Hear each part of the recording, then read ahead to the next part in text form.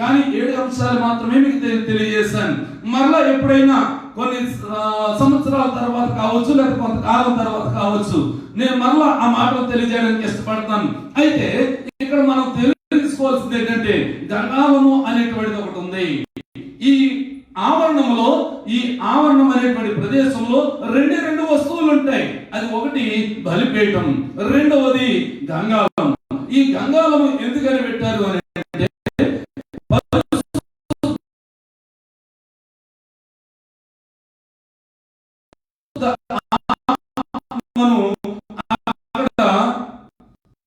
బయలుపరుస్తున్నటువంటి మాట ఏంటంటే, ఎప్పుడైతే నువ్వు పరిశుద్ధ స్థలంలోకి వెళ్ళాలనుకుంటావు, ఆ పరిశుద్ధ స్థలంలోనికి వెళ్ళాలి అని అన్నప్పుడు నీకు ఎదురయ్యేటువంటిది బలిపీఠము, తర్వాత గంగాలం. ఈ గంగాలము అక్కడ నీళ్లతో నింపబడి ఉంటది. నీళ్లతో నింపబడి నీళ్లు అక్కడ పెట్టి ఉంచబడి ఉంటది. దాని పరికరాలు కూడా ఉన్నాయి, ఉపకరణాలు కూడా ఉన్నాయి. మళ్ళీ వాటిని ఎత్తుకుంటే మీకు సంవత్సర కాలం పట్టవచ్చు. ఉపకరణాల గురించి మరలా ఎప్పుడైనా నేను తెలియజేస్తాను. అయితే నా ప్రియమైనటువంటి దేవుని సంగమా, ఈ రోజు మనం ధ్యానం చేస్తున్నటువంటి మాట ఏంటంటే గంగాలం. ఈ గంగాలము అనేటువంటి దానికి ముందు బలిపీఠము అనేటువంటి దాన్ని మనం ధ్యానం చేసేదాక. బలిపీఠం అంటే ఏంటి? సమర్పణ. ఇది గుర్తుంచుకోండి. ఎప్పటి వరకు గుర్తుంచుకోవాలంటే, ఇక్కడ ఈ పరికరాలన్నీ అయిపోయిన తర్వాత, ఈ పరికరాల తర్వాత పై కప్పు కూడా ఉంటది. ఆ కప్పు కూడా అయిపోయిన తర్వాత అప్పుడు అడుగుతాను, మీకు ఎంత జ్ఞాపకం ఉందో, ఎంత గుర్తుందో. కనీసం ఒక్కరైనా నిలబడతారేమో అని నేను అనుకుంటా ఉన్నాను ఈ సంఘం అంతటిలో. ఇవన్నీ కూడా వివరాలుగా మరలా మీకు జ్ఞాపకం చేస్తా ఉన్నాను. బలిపీఠము అంటే సమర్పణ. ఆ సమర్పణ తగినటువంటి వాక్యాలన్నీ కూడా మనం ధ్యానం చేస్తాం. అయితే ఇప్పుడు గంగాలం. గంగాలము అనగా శుద్ధీకరణ. చెప్పండి అందరూ. శుద్ధీకరణ. ఏంటి శుద్ధీకరించుకోవాల్సిన, ఎలా శుద్ధీకరించుకోవాలి, శుద్ధి చేసుకోవాల్సిన ఏమున్నాయి అనేటువంటిది మన ధ్యానం. ఈ ధ్యానంలో 7 మాటలు ఉన్నాయి. ఈ 7 మాటల్లో ఒక మాట నేను తెలియజేస్తాను. యెషయా గ్రంథము 1వ అధ్యాయము 15వ వచనం ఒకసారి చదివితే అందులో ఈ మాటలు రాయబడి ఉంటాయి. యెషయా గ్రంథం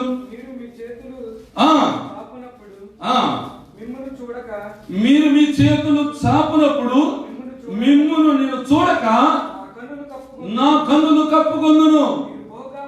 మీరు బహుగా ప్రార్థించులను నేను వినను. మీ చేతులు రక్తముతో నిండి ఉన్నవి. మిమ్మును కడుగుకొనడి, శుద్ధి చేసుకొనడి. దేవుని వాక్యము దీవించబడును గాక. మన వినికిడిలో ఆశీర్వాదకరంగా మలచబడును గాక. ఇక్కడ మనం చూసుకోవాల్సింది ఏంటంటే, మనం బహుగా ప్రార్థన చేస్తామట. ఎప్పుడు? ఆపదలు వచ్చినప్పుడు. ఎప్పుడు ప్రార్థన చేస్తున్నామంటే ఎక్కువగా కష్టం వచ్చినప్పుడు. ఎప్పుడు ప్రార్థన చేస్తున్నాం? అప్పులు ఉన్నప్పుడు. ఇప్పుడు ఇంట్లో నిండుగా ఉన్నప్పుడు. ఎప్పుడైనా ప్రార్థించే అవకాశం ఉంటుందా? ఉంటది, కొంతే. లేదనను. ఇంట్లో అన్నీ ఉన్నాయండి. ఉద్యోగం ఉందండి, ఆస్తి ఉన్నదండి, అంతస్తులు ఉన్నాయండి, బిడ్డలు కూడా చక్కగా చదువుకుంటున్నారండి, పై దేశాల్లో వారి యొక్క ఉద్యోగాలు జరుగుతున్నాయండి. దేవుడు అంత గుర్తుండడు. ఉంటాడు, లేడని మొత్తం అంతగా ఉండడు అంటున్నా. అంటే ఇక్కడ అన్ని నిండుకొని ఉంటే మనకి ఏమవుతుందంటే కొంత ఆధ్యాత్మికత తగ్గిపోతా ఉంది. ఆ ఆత్మ నీరసించిపోతా ఉంది. శరీరం బలపడుతూ ఉంది. ఏ పండు కావాలన్నా కొనుక్కుంటున్నాం, ఏ వస్తువులు కావాలన్నా కొనుక్కుంటున్నాం. ఆ వస్తువుల ద్వారా మనము ఎన్నో కార్యాలు మనం చేసుకుంటా ఉన్నాం. ఈ లోకంలో ధనం ఎక్కువైపోతే రాజకీయ వైపు కూడా చాలా వరకు వెళ్ళిపోద్ది కొందరు మనస్సు. ఇంకా కొందరి మనస్సు కులం వైపు వెళ్తా ఉంటది. అందుకే మన కులం ఏంటి? కులము అని అంటే బోధ కులం. ఆమె మన కులం ఏంటండి? మన బోధ కులం. మన కులమే బోధ కులం, అంతే. ఇంకేం కులం కాదు. మన కులమే బోధ చేసేటువంటి కులం మనది. ఇంకా కులము, ఈ గోత్రాలు, ఇవి అన్ని కూడా మనకు సరిపడినటువంటి కాదు. మన కులము బోధ కులం. ఈ కులమే మనం ఏం చేస్తుందంటే ఆధ్యాత్మికతలోనికి నడిపిస్తూ ఉంటది. ఈ కులం ఏం చేస్తుందంటే క్రీస్తు వైపుగా నడిపిస్తూ ఉంటది. ఈ కులం ఏం చేస్తుందంటే నిన్ను రక్తంతో శుద్ధీకరణ చేస్తుంది. అందుకే ఇక్కడ గంగాలము అనేటువంటిది ఆ యొక్క ఆవరణంలో పెట్టాడు. ఈ ఆవరణలో ఉన్నటువంటి ఆ గంగాలంలో నీళ్లు ఉంటాయి. ఆ నీళ్లు ఉండడానికి దానికి ఒక స్టాండ్ కూడా ఆ గంగాళానికి ఉంటది. దానికి కావలసినటువంటి ఉపకరణాలు ఉంటాయి.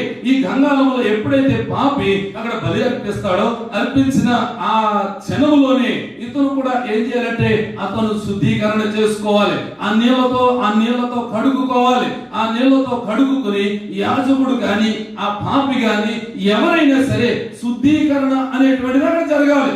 అది జరిగిన తర్వాతే నీవు అంగీకరించబడతావు. నువ్వు పరిశుద్ధ స్థలంలోనికి వెళ్ళడానికి అవకాశం ఉంది. ఈ పరిశుద్ధత నీ కొరకు వస్తుంది. ఈ పరిశుద్ధత అనేటువంటిది నీకు అలవర్చుకోబడిపోతుంది. అయితే ఇక్కడ మనం కడుక్కోవాల్సింది ఏమని చెప్తున్నాడంటే, మీ చేతులు అపరాధము చేత నిండి ఉన్నాయి. ఎందుకని ఉన్నాయి? కష్టం వచ్చినప్పుడే ప్రార్థన చేస్తాను, నాకు ఇష్టం వచ్చినప్పుడే ప్రార్థన చేస్తాను. చాలా మందిని అడిగితే ఏమంటారంటే, నువ్వు చర్చికి వెళ్ళావా, ఈరోజు వెళ్ళవా అని అడిగాడు. నా ఇష్టం. నా ఇష్టం అంటే ఎవరేం చేస్తారు? నా ఇష్టం అన్న మాటకి సమాధానం కూడా తెలుసా మీకు? నా ఇష్టం అని ఎవరైతే మాట్లాడతారో ఇంకొక సమాధానం లేదని అర్థం. ఇంకొక సమాధానం దానికి లేదు, ఎవరేం చేయలేరు. ఇది నా ఇష్టం అన్నాడు అనుకోండి, ఇంకా ఏం సమాధానం చెప్పరు. నిజమే, నీ ఇష్టమే కాదని ఎవ్వరు కూడా అనరు. కానీ నీ ఇష్టము కాకూడదు, నీ ఇష్టము ద్వారా నువ్వు చేయకూడదు, నీ కొరకు నీ ఇష్టం వచ్చినట్టు నువ్వు తిరగకూడదని బైబిల్ గ్రంథం చెప్తా ఉంది.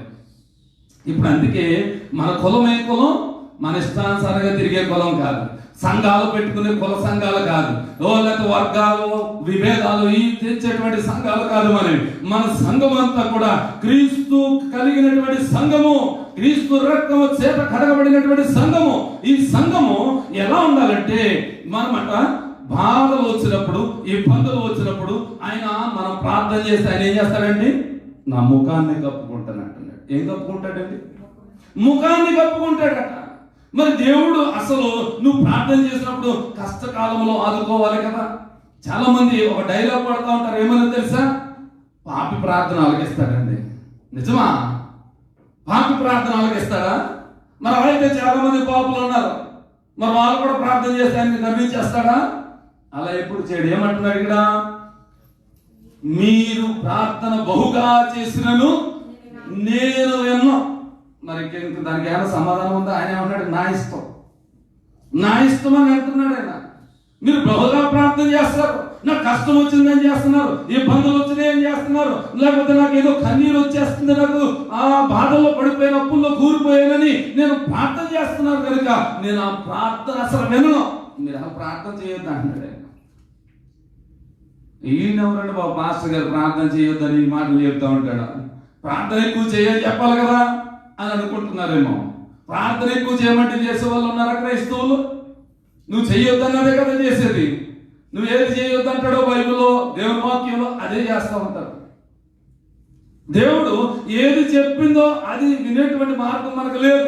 అందుకే ఇక్కడ ఏమంటాడంటే, నీకు కష్టము, ఇబ్బంది, ఇరుకులు అన్ని వచ్చినప్పుడు నువ్వు ప్రార్థన చేస్తావు. కానీ నువ్వు బాగా ఉన్నప్పుడు, ఆనందంగా ఉన్నప్పుడు, సంతోషంగా ఉన్నప్పుడు, నువ్వు అత్యధికమైనటువంటి ఆశీర్వాదాలతో నింపబడినప్పుడు నువ్వు నేను గుర్తు రాలేదు కనుక నువ్వు ప్రార్థన చేస్తా ఉన్నావు, బాగానే ఉంది, నువ్వు ప్రార్థన చేసుకో, కానీ నేను మాత్రం వినను అని చెప్తా ఉన్నాడు ఆయన. నా ముఖమును కప్పుకుంటానని అంటున్నాడు. నువ్వు ఎందుకని అని అంటే, మీ చేతులు అపరాధముతో నిండి ఉన్నాయి. వాటి ఆ యొక్క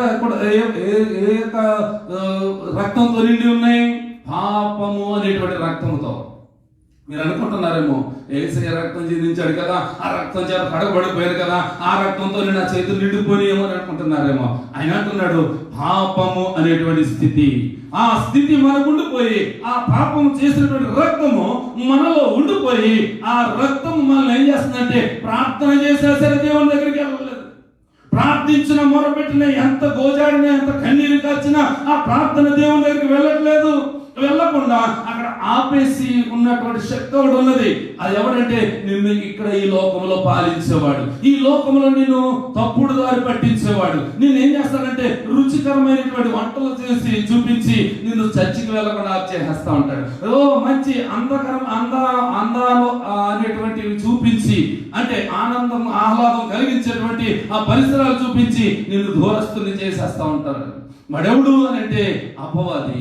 ఆ అపవాదికి ఉన్నటువంటి తంత్రములు చాలా ఉన్నాయి. ఆ అపవాది తంత్రాల్లో నువ్వు నేను పడిపోకుండా చూసుకోవడమే భక్తి. ఈ భక్తి చేసేటువంటి భక్తులారా, మీకు నేను సెలవిచ్చేది ఏంటంటే, మీరు కష్టం వచ్చినప్పుడు కాదు మొరపెట్టేది, కష్టం రాకముందే, ఇబ్బందులు కలగకముందే, నీకు అవసరత రాకముందే నువ్వు దాని కొరకు మొరపెట్టాలి. నా కుటుంబం కొరకు మొరపెట్టాలని నీకుండాలి, నా సంఘము కొరకు మొరపెట్టాలని నీకుండాలి, నా యొక్క పని కొరకు, నాకు యజమానుడి కొరకు మొరపెట్టాలని ఆశ నీకు ఉండాలి. ఎప్పుడు కష్టం వచ్చినప్పుడు కాదు. ఎప్పుడు పడుకుంటాం మనం? చాలా చాలా ఇప్పుడు ఈ మధ్య నిద్రలు కూడా తగ్గిపోయినాయి, మొబైల్ వచ్చేసినాయి కదా, అందరికి నెట్లు వచ్చేసినాయి. చాలా వరకు చాలా మందికి వైఫై 30 dirhams కడితే 15 dirhams కడితే కూడా ఫ్రీ. ఇంకా రాత్రి దుప్పట్లో పెట్టుకుని కూడా చూసుకునే వాళ్ళు ఉన్నారు. ఎందుకు? పక్కన వాళ్ళు తెలియకుండా.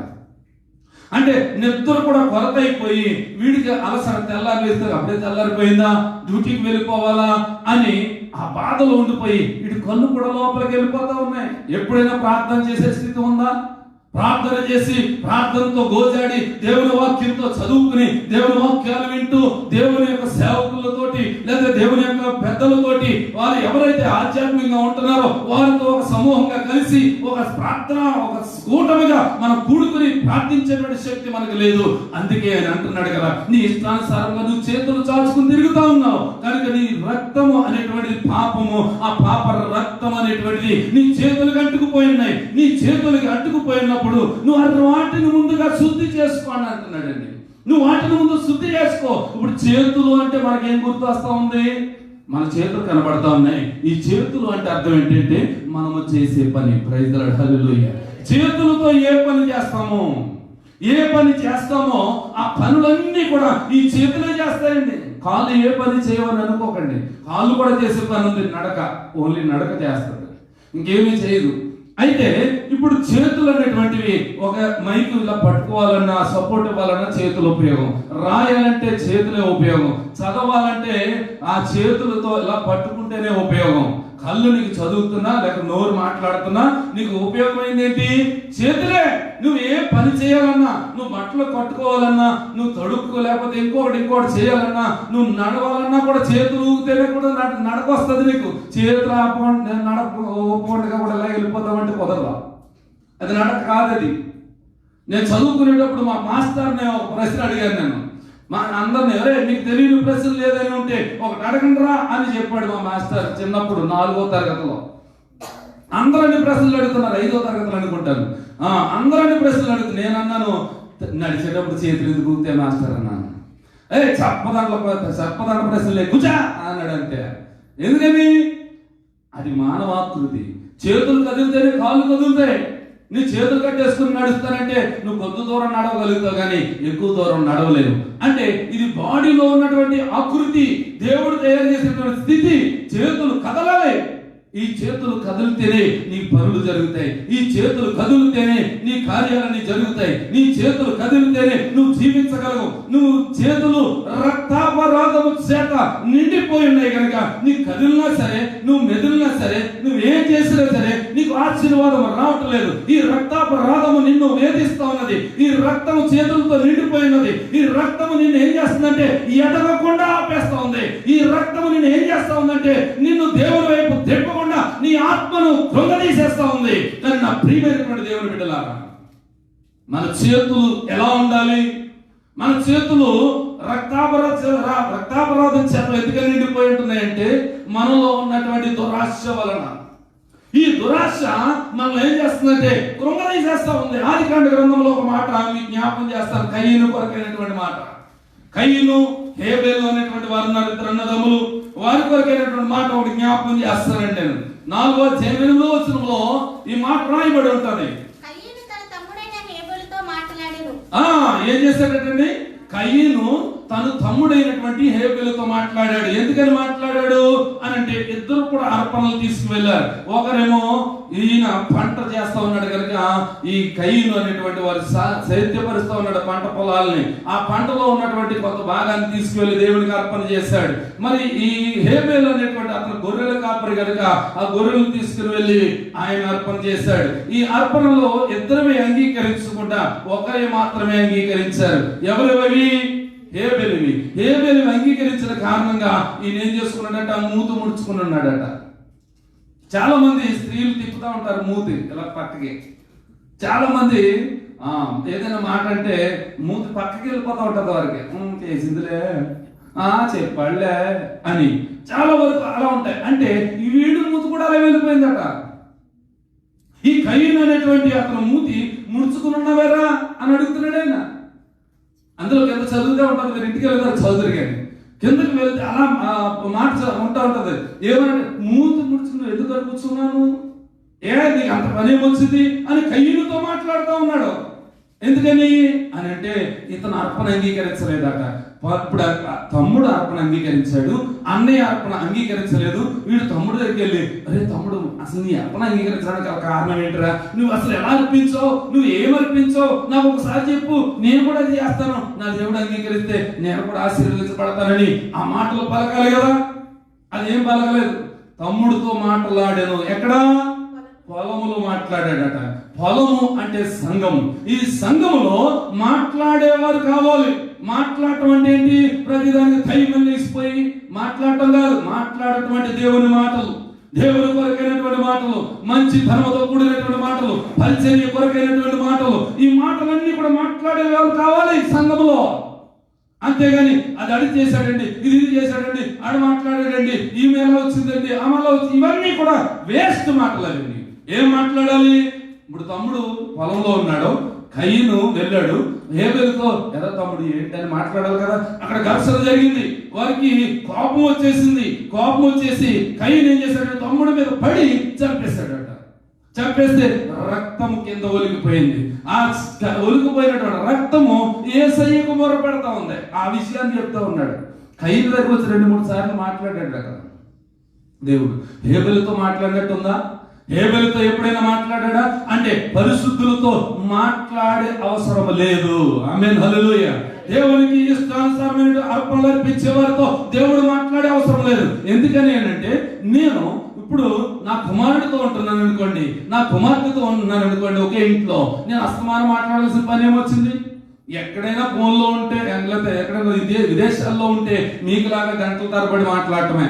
అమ్మా కారం వేసావా, ఉప్పు వేసావా, లేకపోతే చింతపండు వేసావా, ఇవే మాటలు కదా.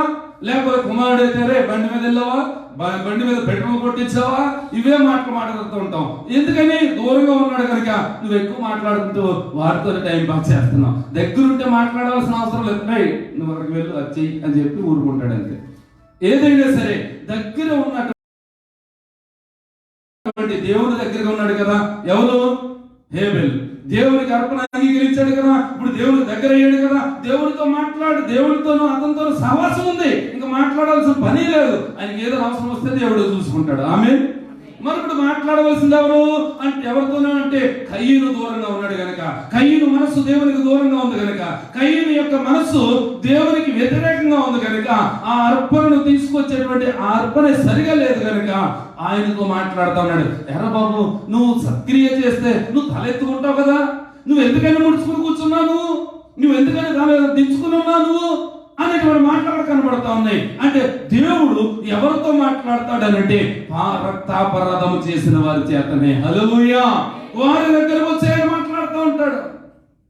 వారి దగ్గర వచ్చే పదే పదే గుచ్చి గుచ్చి ఆయన మాట్లాడుతూ ఉంటాడు. ఎరా బాబు ప్రార్థన చేయరా, ఏరా నాయన, అమ్మా ప్రార్థన చెయ్యమ్మా, నువ్వు ఆవలింతలు వచ్చేస్తున్నాయి, ఆ ఆవలింతలు మానేయమ్మా, దేవుని వాక్యం చక్కగా వినమ్మా, కురుకుపాట్లు వచ్చేస్తున్నాయి అవి మానే అని చెప్పి దేవుడు చెప్తా ఉంటాడు. ఎందుకని సంఘములో నువ్వు దేవునికి ఇష్టముగా లేవు గనక, దేవునికి ఇష్టమైనటువంటి అర్పణ నువ్వు తీసుకెళ్ళలేదు కనుక, నీ చేతులు నీ కాళ్ళు అనేటువంటివి ప్రధాన పాత్ర పోషిస్తున్నప్పటికీ నీ చేతులు అనేటువంటి పనులు చేసేటువంటి కార్యాలు చేసేటువంటి ఆ పనిని నిర్వర్తిస్తా ఉన్నది.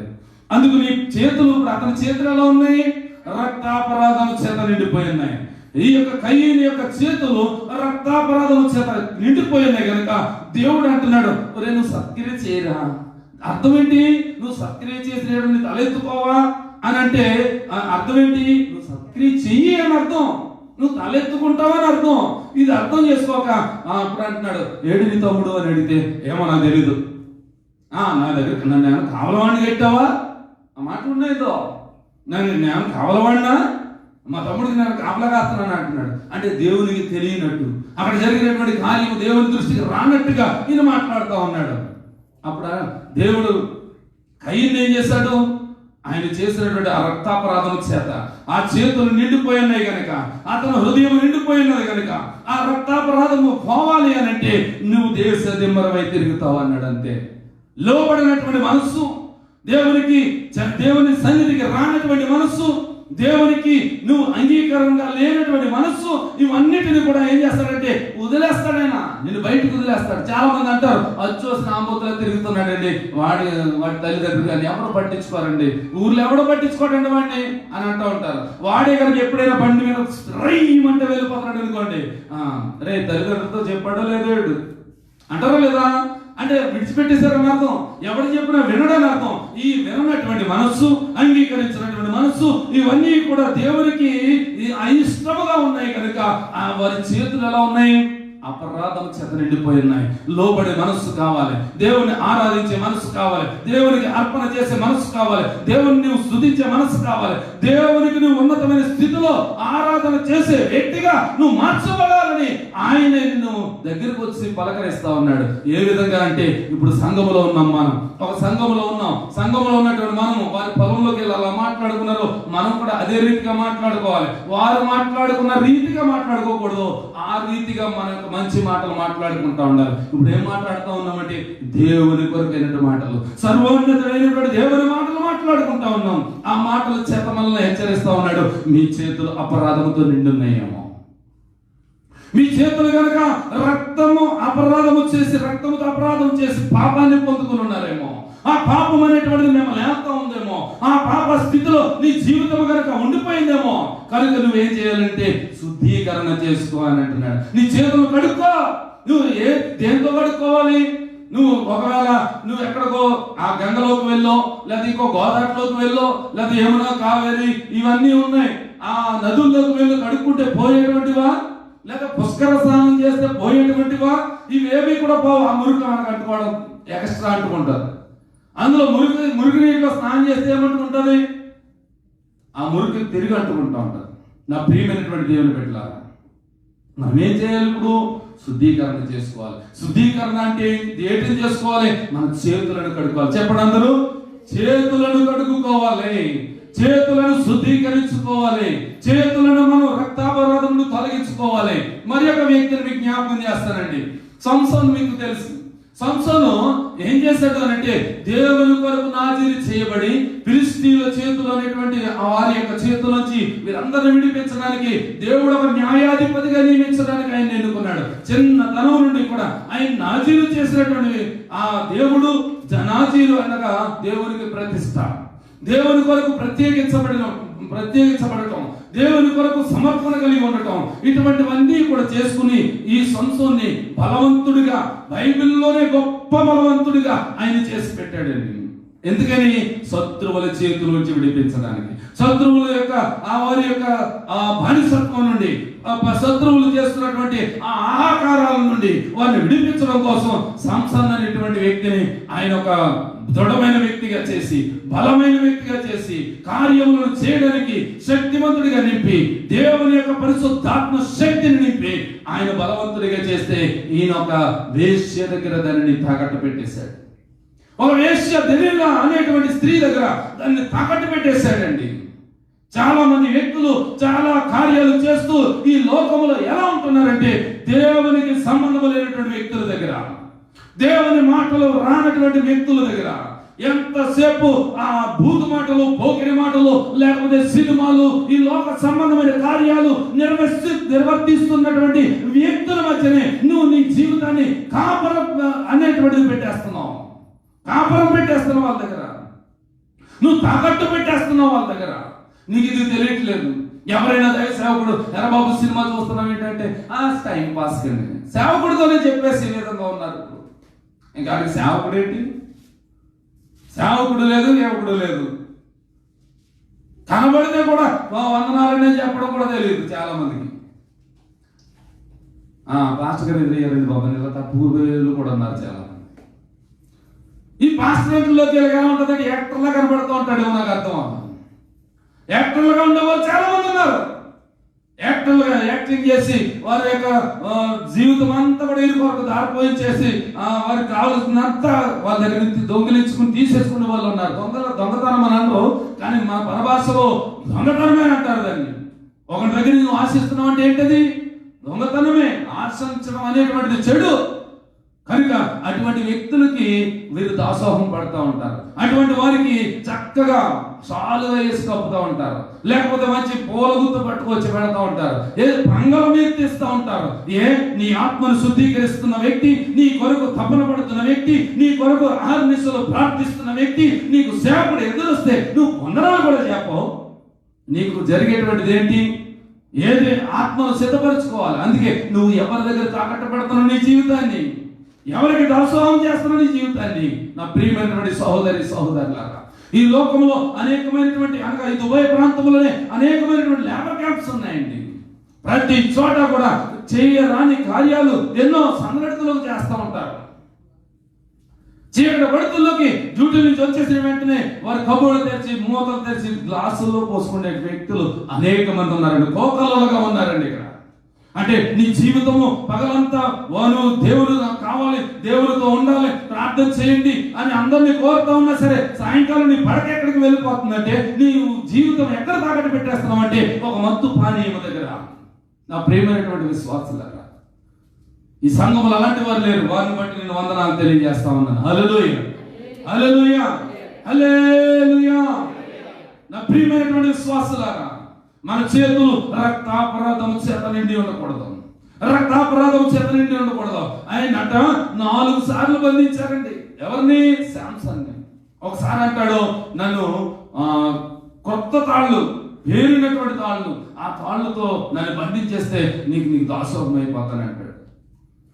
ఒక్క స్త్రీ కొరకండి. ఒకసారి ఉంటాడు, నా యొక్క జడలు వేసేస్తే, నా జుట్టు అంతా కూడా జడలు వేసేస్తే నీకు లోబడిపోయినట్టే అంటాడు. మళ్ళీ ఇంకొకసారి నెవరించి చువ్వలు పట్టుకుని వచ్చి వాటితో నేను బంధించేస్తే నేను నీకు దాసోహం అయిపోతాను అంటాడు. నా యొక్క శక్తి అంతా కోల్పోతాను నేను అంటాడు. మళ్ళీ ఇంకో 4వసారి ఇంకా ఆమె ఏం చేస్తుందంటే ఇతన్ని విసిగించేసి వీడు చావగోరిను అని రాసి ఉంటుందని శాంసన్ చావగోరి ఇంకా చెప్పేశాడండి, నన్ను క్షవరము చేసేస్తే, నేను దేవుడి కొరకు నా జీవితం చేయబడినటువంటి నా యొక్క ఆ జుట్టు అంతా కూడా క్షవరము చేసేస్తే నేను నాలో ఉన్న బలం తగ్గిపోద్ది అన్నప్పుడు వెంటనే ఆ ఫిలిష్తీయుల యొక్క సర్దార్ని పిలిపించి ఆమె చేయవలసిన కార్యం అంతా చేశాడు. తెల్లారేసి ఇది చూసుకున్నాడు, ఏముంది? బోడిగుండు. ఏముందండి? దొరికేసింది మొత్తం. ఎప్పట్లాగా విదిలించుకుందాం, బలంగా మనం తయారవుదాం అని ఆయన విదిలించుకున్నాడు. అయిందా? కాలేదు. అంటే ఇతను ఆ దేవుని కొరకు సృష్టించబడిన వ్యక్తి, దేవుని కొరకు ప్రతిష్ఠ చేయబడిన వ్యక్తి, దేవుని కొరకు ఆర్నిశలు పాటుపడి శత్రువుల చేతిలో నుండి వీరిని విడిపించవలసిన వ్యక్తి. ఇతను ఎవరి చేతిలో పడిపోయాడంటే ఒక వేశ్య చేతిలో పడిపోయాడు. వేశ్య చేతిలో అతని జీవితం నాశనం అయిపోయింది. ఆ నాశనం అయిపోయిన జీవితము ఎవరి కొరకు ఉపయోగించగలడు ఇప్పుడు? అందుకే ప్రార్థన చేయడానికి ప్రతి ఒక్కరికి కూడా ఒక సమయం అనేటువంటిది ఉంటుంది. అది కరెక్టే, నేను కాదని అంటలేదు. కానీ నీకు అన్ని ఉన్నప్పుడు చేసినప్పుడు కాదు, నీకు లేనప్పుడు చేసినప్పుడు కాదు, నీకు ఏది కూడా కొరత అనేటువంటిది లేనప్పుడు నువ్వు చిన్నగా చేసే ప్రార్థన కాదు దేవుడు కావాల్సింది. నువ్వు ఆత్మతో ప్రార్థన చేయాలి, ఆత్మతో ఉచ్చరించాలి, ఆత్మతో ఆయనను ఆరాధించాలి, ఆత్మతోనే నువ్వు ఆయనను ఒప్పుకోవాలి. అప్పుడే నువ్వు ప్రార్థన పరురాలుగా ఉంటావు. నీవు ప్రార్థన చేసినప్పుడు నీ కన్నీరు ఎప్పుడైనా కనులికిందా? అసలు పేదవాడు అంటే ఎవడో తెలుసండి. 2 కోసం ఉన్నాము పేదవాడని దేవుడు రాశాడు. కానీ నేనంటాను అది కరెక్టే, కాదని అంటలేదు. నేనేమనంటానంటే ఓ దేవుని కొరకు నువ్వు ఒక కన్నీరు పొట్టు కాచకపోతే నువ్వు పేదవాడు, నువ్వు పేదవాళ్ళు. దేవుని ప్రార్థన చేసినప్పుడు ఒక కన్నీరు పొట్టు కూడా లేదంటే పేదవాళ్ళు కదా. నీకు కన్నీరు అనేటువంటి ఎప్పుడైనా వచ్చిందా నీ ప్రార్థనలో? అన్ని పుష్కలంగా ఉంటున్నాయి కనుక ఎందుకు వస్తాయండి? అదే కష్టం రానివ్వండి, ఎవరైనా హాస్పిటల్లో ఉన్నవండి. ఇప్పుడు ఎప్పుడు ప్రార్థన చేస్తారంటే ఐసీయూలో ఉన్నప్పుడు ప్రార్థన చేస్తాడు. ఎవరు? యోనా గురించి మీకు తెలుసు కదా. ఎక్కడ ప్రార్థన చేశాడు? ఐసీయూలో ఉన్నాడు. చేప పడిపోయింది ఏంటి? ఐసీయూనే, ఇన్సెంటివ్ కేర్ యూనిట్, అంతేనండి. ఐసీయూలో ఉన్నాడు. ఆ ప్రమాదంలో పడిపోయాడు. ఆయనకి మొత్తం వైర్లు గీర్లు ఎలా తగిలిస్తారు ఐసీయూలో. అలాగే ఆ పేగులు గీగులు అన్నీ ఉన్నటువంటి ఆ స్థలంలో చుట్టుకుని ఉండిపోయి, నేను అగాధంలో ఉన్నాను, నేను పాపంలో ఉన్నాను, దయచేసి నన్ను కరుణించు, నన్ను అగాధ జలాలు నన్ను కమ్మేసి నేను ఇక జీవితం నా వేస్ట్ అయిపోతుంది అన్నప్పుడు ప్రార్థన చేస్తున్నాడు. వెళ్ళమన్న స్థలానికి వెళ్ళి నువ్వు వెళ్ళమన్న చోటకు ప్రకటించి ఆ బిడ్డలందరినీ నా వైపు త్రిప్పు ఆయన పంపినప్పుడు అప్పుడు చేయలేదు ప్రార్థన. ఎప్పుడు చేస్తా ఉన్నాడు? చేప కడుపులో ఉండి.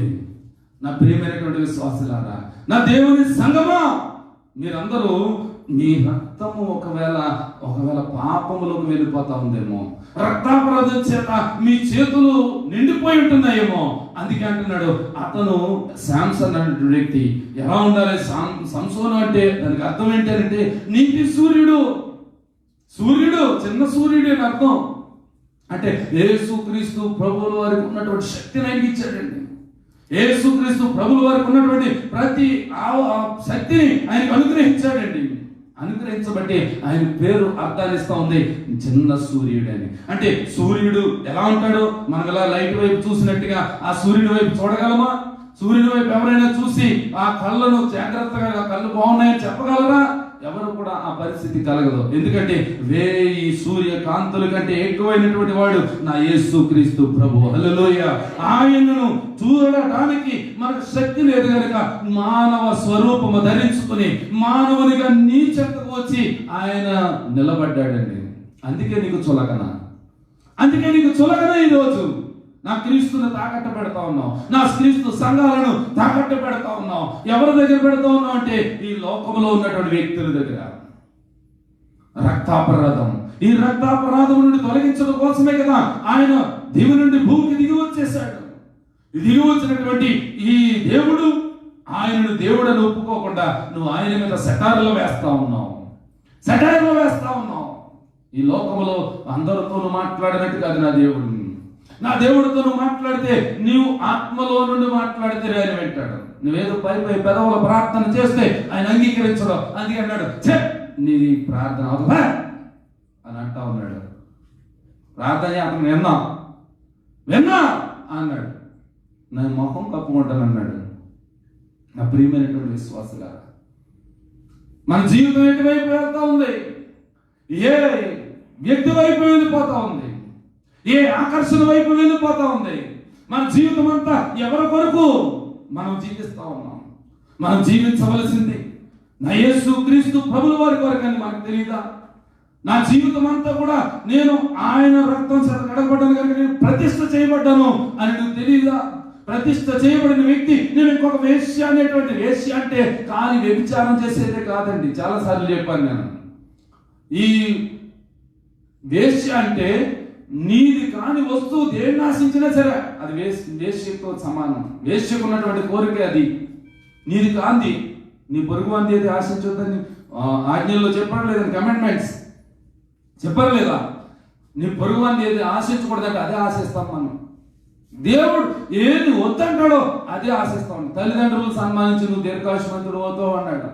నువ్వు దీర్ఘాయుష్మంతుడు అవునట్లుగా నువ్వు నీ తల్లిదండ్రులు సన్మానించమన్నాడు. ఎవరు సన్మానిస్తున్నారు? ఎక్కడ ఓల్డ్ ఏజ్ హోమ్లు ఉన్నాయా? ఎక్కడ ఎవరో వచ్చి చూసి పని చేస్తారా అని చూస్తా ఉన్నాను. తల్లిదండ్రులు ఒక వయసు వచ్చేసిన తర్వాత వారు ఎప్పుడు పుట్టుకుమంటారో అది నువ్వు దాని కొరకు ఎదురు చూస్తా ఉన్నావు. నా ప్రియమైనటువంటి విశ్వాసాలు, దేవుడు చెయ్యొద్దన్నదే మనం చేస్తా ఉన్నాం. అది సంఘంలో కావచ్చు, ఇంట్లో కావచ్చు, వీధిలో కావచ్చు, సమాజంలో కావచ్చు, నువ్వు చేస్తున్న ఉద్యోగంలో కూడా కావచ్చు. అందుకే మన చేతులు ఎలా ఉన్నాయట? అపరాధం చేత నిండిపోయి ఉన్నాయి. అపరాధం చేత నిండిపోయి ఉంటే నువ్వు శుద్ధీకరణ చేసుకోవాలి, నీ చేతులను కడుక్కోవాలి, నీ చేతులను దేవుని వైపు చాచాలి. చాలా మంది చేతులు చాచరు. వాక్యంలో స్పష్టంగా రాసి ఉందండి, నీ పవిత్రమైన చేతులను చాచమని. నువ్వు దేవుని రక్తం చేత కడగబడ్డావంటే నువ్వు పవిత్రుడువా కాదా? మీకు విషయం తెలుసా? నేను పవిత్రుని నేను తప్పు వేసుకుని నేను చెప్పుకుంటే పవిత్రుని కాదు. నన్ను చూసిన వ్యక్తి, నాతో సహవాసం చేస్తున్న వ్యక్తి నాతో చెప్పాలి, నా గురించి చెప్పాలి ఎదురు వారి కొరకు. అంతేగాని నేను పరిశుద్ధి నన్ను అనకూడదట. బైబిల్ చెప్తా ఉంది. అందుకే మీ చేతులు రక్తాపరాధం చేత నిండిపోయి ఉన్నాయి. కనుక వాటిని ఏం చేసుకోవాలి? శుద్ధీకరణ చేసుకోవాలి. శుద్ధీకరణ చేసుకోవడానికి కావాల్సింది ఏంటి అంటే నీళ్లు. గంగాళంలో ఉన్నటువంటి నీళ్లు, ఆ యొక్క ప్రత్యక్ష గుడారంలో ఆవరణంలో ఉన్నటువంటి ఆ గంగాళంలో ఉన్నటువంటి ఆ నీళ్లు నిన్ను శుద్ధీకరిస్తా ఉంది. నీళ్లు అంటే మనకు తెలుసు ఏంటది? వాక్యం. ఈ వాక్యము అనేటువంటిది శుద్ధీకరణ చేస్తూ ఉంటది. నువ్వు కోరుకోవాల్సింది ఏంటి ఇప్పుడు? శుద్ధీకరణ. చెప్పండి. నలుగురే చెప్పినట్టున్నారు, అందరికి అవసరం లేదేమో. ఆల్రెడీ శుద్ధీకరణ అయిపోయిందా? చెప్పండి. ఏం కావాలి మనకి? శుద్ధీకరణ. శుద్ధీకరణ. ఈ శుద్ధీకరణ అనేటువంటిది మనం సంపాదించుకుంటే అప్పుడు అంటున్నాడు, నువ్వు ప్రార్థన చేస్తే నేను వింటాను, నువ్వు ప్రార్థన చేస్తే నా కళ్ళు నా ముఖం కప్పుకోను, నువ్వు ప్రార్థన చేస్తే నేను నిన్ను ఆశీర్వదిస్తాను, నిన్ను నీ దగ్గరికి వచ్చేస్తాను. నువ్వు ఎంత భక్తుడువా, నువ్వు ఎంత ప్రార్థన పరుడువా, నువ్వు ఎంత ఈ త్యాగం చేసినటువంటి వాడవా, నా కొరకు నువ్వు నిర్మించబడినటువంటి వాడవా, నా కొరకు నాజీరు చేయబడినటువంటి వాడవా, అయితే నేను నీ దగ్గరికి వచ్చేస్తానని ఆయన వచ్చేసాడండి మన దగ్గరికి. ఆయన వచ్చిన తర్వాత మన చేతులు ఎలా ఉండాలి? ఇప్పుడు తిమోతేయులకు రాసిన 2వ పత్రిక 8వ వచనం అనుకుంటా, చదవండి ఒకసారి. తిమోతి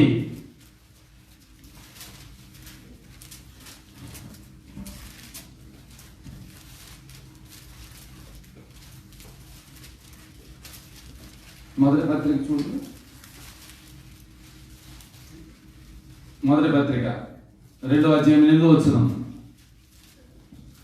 కావున ప్రతి స్థలమందును పురుషులు పాపమును సంశయమును లేనివారై పవిత్రమైన చేతులెత్తి ప్రార్థన చేయవలెనని. ఏ చేతులెత్తి ప్రార్థన చేయమన్నాడు? ఇప్పుడు పవిత్రమైన చేతులు కలిగి ఉన్నాము అన్నవారు సర్దేవి స్తోత్రం చెప్పండి. ఇద్దరు ముగ్గురు ఉన్నారా? దేవుడు మమ్మల్ని అందరినీ కాపాడును గాక. ఆమేన్. ఎంతమంది ఉన్నారు చెప్పండి. రక్తాపరాధం చేతం నేను పాపం చేస్తున్నాడు చెప్పడు వెలగను. దేవుని శక్తి, దేవుని యొక్క మాట దహించి వేస్తుందని తెలుసు, అందుకే చెప్పడు. పవిత్రమైన చేతులు కలిగిన వారు దేవుని స్తోత్రం చెప్పండి. చేతులు ఎత్తి హల్లెలూయా. పురుషుల్లో ఇద్దరే ఉన్నారు, మిగతా వాళ్ళందరూ వేస్తే, మిగతా వాళ్ళందరూ కూడా వేస్తే ఇప్పుడు అర్థమైంది నాకు. సేవకుని మాటకే లోబడు, నువ్వు దేవుని మాటకి ఎక్కడ లోబడతావు? సేవకుని మాటకే నువ్వు ధిక్కరిస్తా ఉన్నావు, నువ్వు దేవుని మాటను ధిక్కరించమని ఏంటి గ్యారంటీ? కనుక నా ప్రియమైనటువంటి విశ్వాసాలు అందరూ కూడా యేసయ్య రక్తం చేత కడగబడితే నేను చేయి చూపించడం నాకేడు బాధ? ఈయన అంటున్నాడు, వాక్యం చదివి వినిపించానండి. నా సొంత మాటలు రాసుకొచ్చి రాత్రి కష్టపడి రాసుకొచ్చింది కాదు ఇది. ఇక్కడేమంటాడు? కావున ప్రతి స్థలమందును, ఎక్కడ? ప్రతి స్థలంలో కూడా దేవుణ్ణి స్తుతించడం, ప్రార్థన చేయండి అని చెప్తే దేవుని మందిరంలోకి వచ్చినటువంటి మనకేంటంటే బాధ? దేవుని సన్నిధిలోకి సమాజంగా సమూహంగా మనం కూడి ప్రార్థన చేస్తూ ఉంటే మనం చేతులెత్తడానికి ఆ కారణం ఏంటి? ఎత్తలేకపోవడానికి కారణం ఏంటి? ఇప్పుడు చెప్పండి. మళ్ళీ చదవడం మాట మీకు ఎక్కలేదేమో బోరుకే. కావున ప్రతి స్థలమందును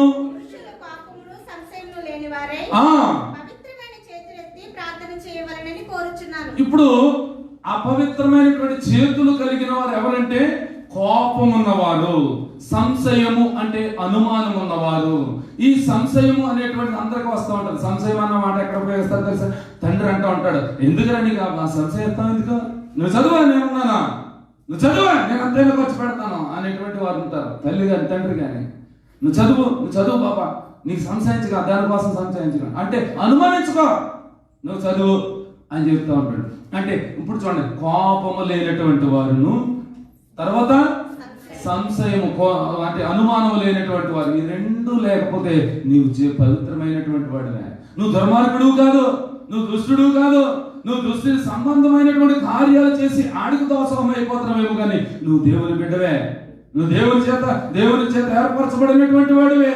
దేవుని యొక్క మాటల చేత హెచ్చరించబడుతున్నటువంటి వాడు. ఒక్కొక్కడు ఉంటాడండి, వాడు ప్రార్థన చేయడు, పాపం చేయడు. పాపం చేస్తాడంటే పాపం చేయడు, ప్రార్థన చేస్తాడంటే ప్రార్థన చేయడు.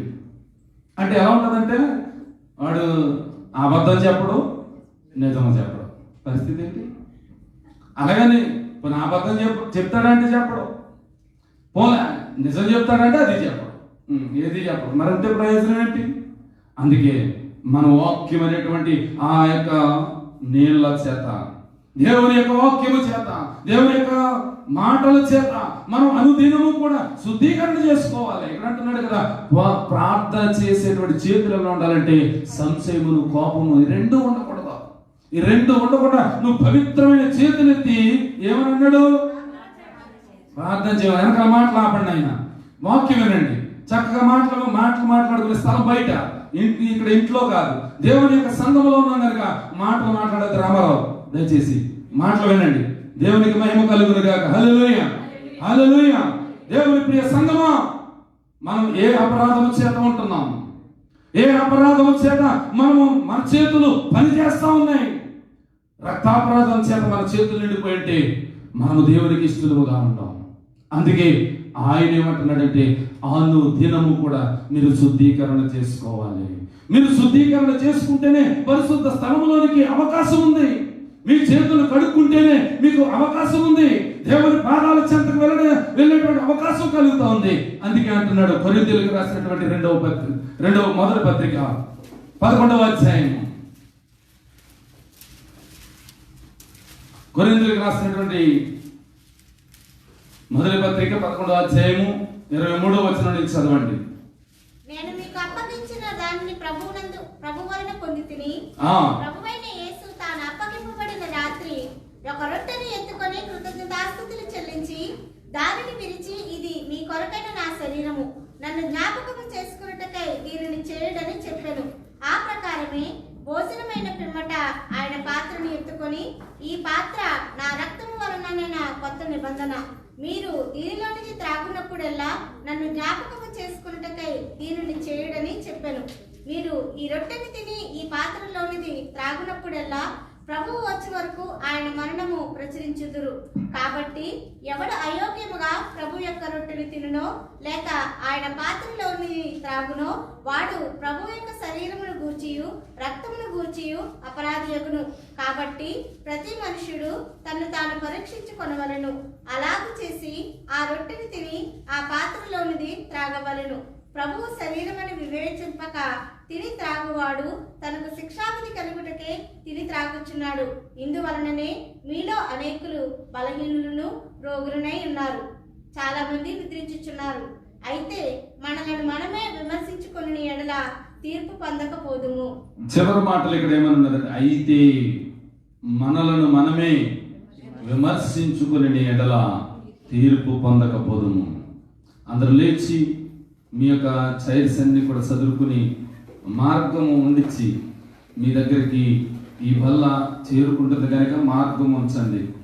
మార్గాలు మూసేసి కాదు, దయచేసి అవసరమైతే కూర్చుని కొంచెం పక్కకు పెట్టేసి దేవుని యొక్క పాదాల చెంతకు చేరాం మనం. ఇక్కడ అంటున్నాడు కదా, అయితే మనము మనల్నే విమర్శ చేసుకోవాలటండి. విమర్శ చేసుకోవడానికి ఇది సమయం. అందుకే మనం ఏ చేయమన్నాడంటే ఆయన రక్తంలోనూ ఆయన యొక్క శరీరంలోనూ పాలు పంపులు పొందుకోమన్నాడు. ఆయన శరీరము ఆయన రక్తము అనేటువంటిది మనం ఏం చేస్తుందంటే శుద్ధీకరణ చేస్తా ఉన్నది. హల్లెలూయా, హల్లెలూయా. శుద్ధీకరణ చేస్తా ఉన్నది. నాకు శుద్ధీకరణ అవసరము. నాకు ఆత్మ శుద్ధీకరణ కావాలి, శరీరం శుద్ధీకరణ కావాలి, నాకు ఉన్నటువంటి ప్రతి ఒక్కటి శుద్ధీకరణ కావాలి అని మొరపెడతా ఉన్నాం కనుక యేసు నామములో శుద్ధీకరణ కొరకు ఇవన్నీ జరుగును గాక. హల్లెలూయా. ప్రతి ఒక్కరు కూడా చక్కగా దేవుని సన్నిధిలో ఆత్మపూర్వకముగా ఆరాధన చేస్తూ ఈ బలలో పాలు పంపులు పొందుదామండి. ఒకవేళ మన చేతులు అపరాధం చేత నిండిపోయిందేమో, మన చేతులు కడుగుకోవడానికి సరైనటువంటి శుద్ధీకరణ కావలసినటువంటి నీళ్ళనే వాక్యం లేక బాధపడుతున్నామేమో. నా ప్రియమైనటువంటి సహోదరి సహోదరులారా, మనం ఈ దినాన్న యేసయ్య రక్తము చెంతకు చేరాం, యేసయ్య శరీరము చెంతకు చేరాం. ఈ శరీరము మనల్ని బలపరిచిన విధముగానే ఈ రక్తం ఏం చేస్తుందంటే మనల్ని ప్రతి పాపము నుండి కడిగి మనల్ని పవిత్రపరుస్తూ ఉన్నదండి. ప్రార్థనలో ఏకీభవించండి నాయన. దేవుని బల్లంటే అసామస్య కాదు, దేవుని బల్లంటే శాపం వస్తుందండి. అందుకంటున్నాడు ఇక్కడ, దేవుని బలను ఆశ్రయించేటువంటి వారు ఎవరైనా సరే ఆత్మ విమర్శ చేసుకోవాలి. ఆత్మ విమర్శ చేసుకోవాలని ఇక్కడ ఖచ్చితంగా చెప్పాడు. అందుకే మీలో అనేక మంది ఏమవుతున్నారట, రోగులు అవుతా ఉన్నారటండి. అనేక మంది చనిపోతా ఉన్నారటండి. మనం ఆ విధంగా ఉండకూడదండి. ఒకవేళ శారీరకంగా చనిపోలేదని అనుకుంటున్నామేమో, ఆత్మీయంగా చనిపోతాం. ఆత్మీయంగా దేవునికి దూరం అయిపోతాం. పని పాట లేకుండా కాదండి దేవుని పాదాల చెంతకు వచ్చింది. అందరికీ పనులు ఉన్నాయి. అందరూ పనులు ఉన్నట్టు ఆ పనులన్నీ కూడా మానుకుని దేవుని పాదాల చెంతకు రావడానికి గల కారణం ఏంటంటే దేవునికి ఆరాధన చేయాలి, నేను శుద్ధీకరణ చేసుకోవాలని ఒక మంచి ఆధ్యాత్మిక జీవితంలో మనం ఉందాం. గ్లోరీ హల్లెలూయా. యేసు తాను అప్పగింపబడిన రాత్రి ఒక రెట్టెను ఎత్తుకుని కృతజ్ఞతాస్తుతులు చెల్లించి, ఇది మీ కొరకైనటువంటి నా శరీరం, నన్ను జ్ఞాపకం చేసుకున్నట్టుకే దీనిని చేయుడని చెప్పాను. ఆయనను జ్ఞాపకం చేసుకుందామండి. ఆయన శరీరమును బట్టి ఆయనను జ్ఞాపకం చేసుకుంటూ, ప్రభువా నేను ఏదైనా అపరాధం చేశానేమో, ఏదైనా నేను చేయకూడని కార్యం నేను చేశానేమో, దయచేసి నన్ను మన్నించండి, నన్ను మన్నించండి అని ఒక సమర్పణ కలిగి ప్రార్థన చేద్దామంటే యేసు పరిశుద్ధుడవు నాయన. గ్లోరీ వందనాలు ప్రభు. అన్నిత ప్రార్థనలు నడిపిస్తారండి. ఆయన శరీరం కొరకైనటువంటి ఈ రొట్టెను బట్టి, ఈ రొట్టె మనకి శరీరము యేసయ్య శరీరముగా కనబడుతుంది కనుక గ్లోరీ హల్లెలూయా. మైకల్ అందజేయండి ఆయన కొంచెం. గ్లోరీ హల్లెలూయా. స్తోత్రం.